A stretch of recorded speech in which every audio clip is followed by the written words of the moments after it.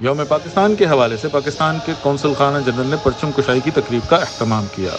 قونصل خانہ سے جاری پریس ریلیز کے مطابق قونصل جنرل خالد مجید اور پاکستان کے OIC کے مستقل نمائندہ سفیر رضوان سعید شیخ نے مشترکہ طور پر پاکستانی قومی ترانے کے پس منظر میں قومی پرچم لہرایا۔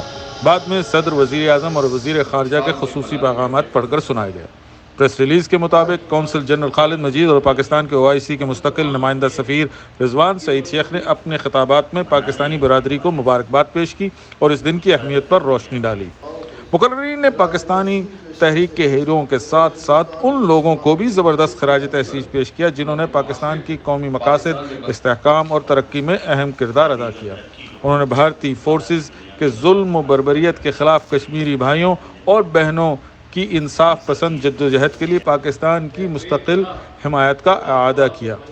اس موقع پر قونصل جنرل نے برادر مملکت سعودی عرب کے ساتھ پاکستان کے مضبوط تعلقات پر بھی روشنی ڈالی اور پاک سعودی تعلقات کو مزید مستحکم کرنے میں پاکستانی برادری کی شراکت کی تعریف کی۔